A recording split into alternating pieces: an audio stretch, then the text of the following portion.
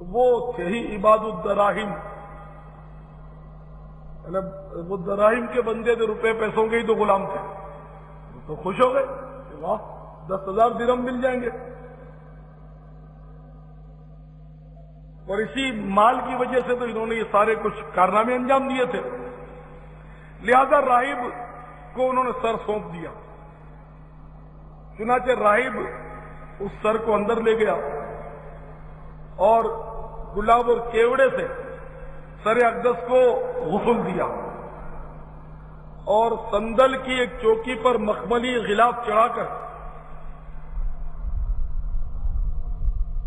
اس کو مشک و عنبر سے معطر کیا،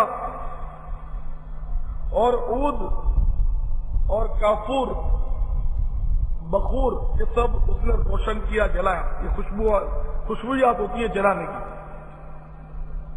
اور اس کو مطلب سر اقدس کو اس مخملی معطر چوکی پر اس نے رکھا، اور ہاتھ باندھ کر رات بھر عقیدت کے ساتھ اس سر کے آگے کھڑا رہا۔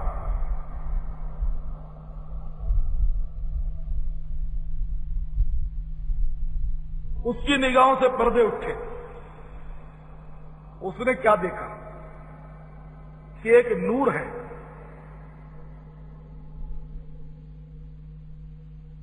جو سر اقدس سے نکل کر آسمان تک بلند ہو رہا ہے،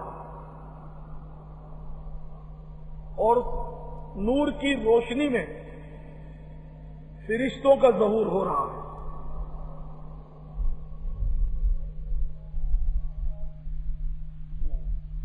اس راہب کے تو دل کی کایا پلٹ گئی۔ جب صبح ہوئی تو اس راہب نے سر حسین کے آگے ہاتھ جوڑے اور عرض کیا کہ اے نور نظر مصطفیٰ، اے جگر پیوند مرتضیٰ، آپ مرے نہیں ہیں، بے شک آپ زندہ ہیں، آپ حیات ہیں، اور میں آپ ہی کو گواہ کر کے پڑھتا ہوں، اشہد ان لا الہ الا اللہ واشہد ان محمد عبدہ وجدک رسول اللہ صلی اللہ تعالی علیہ وسلم۔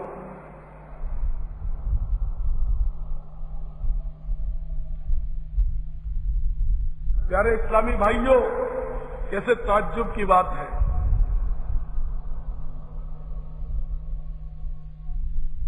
کہ سر اقدس کے فیوض و برکات سے یہودی کو ایمان نصیب ہو جائے اور وہ اسلام لے آئے،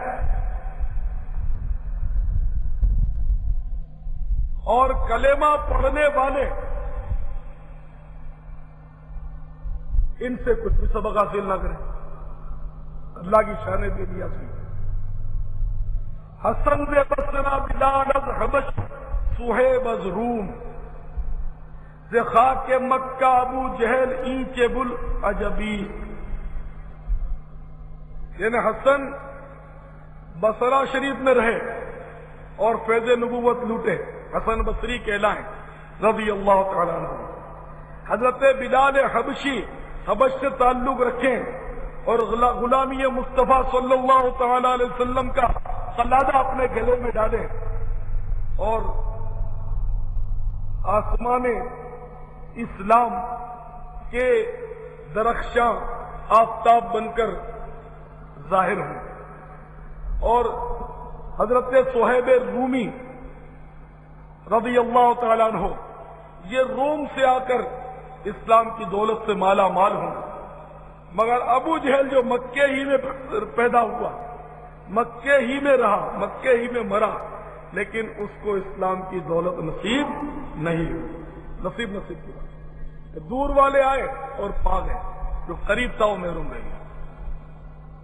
تو راہب نے سر اقدس کی زیارت کی، مسلمان ہو گیا، اور یزیدیوں نے مسلمان کہلانے کے باوجود نواسہ رسول کو بے دردی کے ساتھ دشت کربلا کے تپتے ہوئے صحرا میں شہید کر دیا۔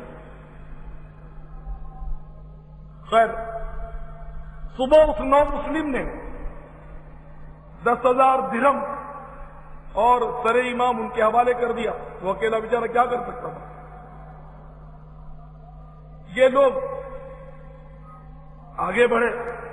راستے میں انہوں نے مشورہ کیا کہ چلو یار یہ درہم تقسیم کیے لیتے ہیں. چنانچہ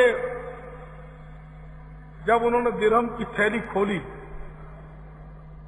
تو وہ تمام کے تمام درہم ٹھیکریوں میں تبدیل ہو چکے تھے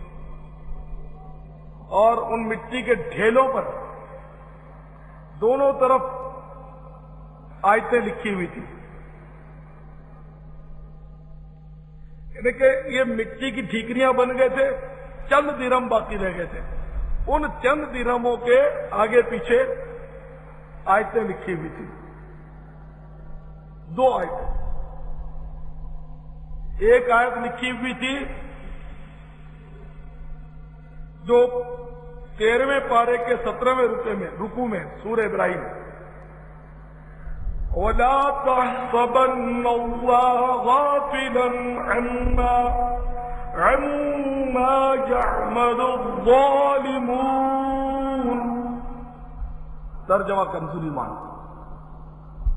اور ہرگز اللہ عز و جل کو بے خبر نہ جاننا ظالموں کے کام سے. ان ظالموں کے کرتوتوں سے, ان کے کارناموں سے, ان کی ستم شیاریوں سے اللہ تبارک و تعالی غافل نہیں. سب معلوم.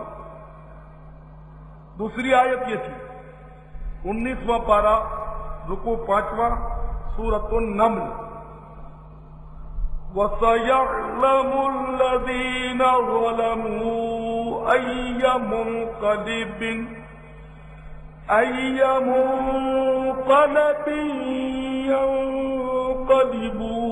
يَنقَلِبُونَ. ترجمہ کنز ایمان.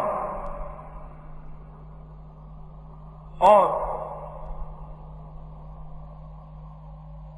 اب جانا چاہتے ہیں ظالم کہ کس کروٹ پر پلٹا کھائیں گے. یعنی کہ ان قریب ظالموں کو معلوم ہونے والا ہے کہ کس کروٹ وہ پلٹتے ہیں.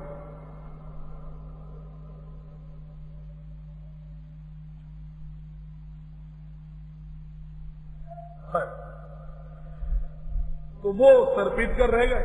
ان کی ساری دولت جو تھی ضائع ہو گئی, لیکن انہیں عبرت اب بھی نہ ہوئی.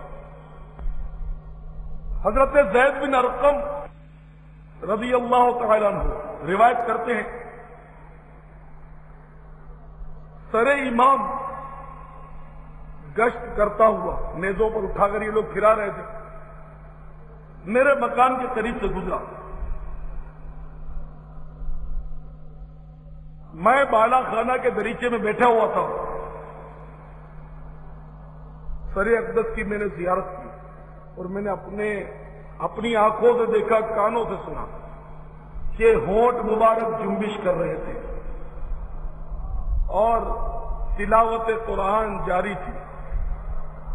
یہ آیت میں نے خود سر امام سے اپنے کانوں سے سنی کہ آپ تلاوت کر رہے تھے, ام حسبت ان اصحاب الكهف والرقيم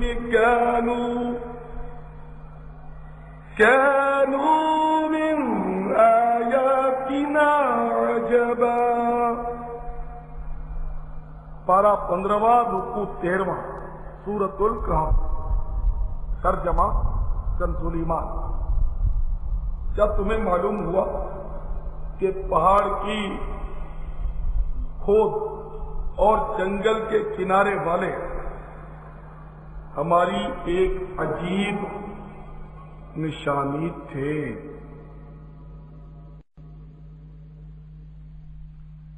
زید بن ارقم فرماتے ہیں کہ میرا تمام جسم یہ دیکھ کر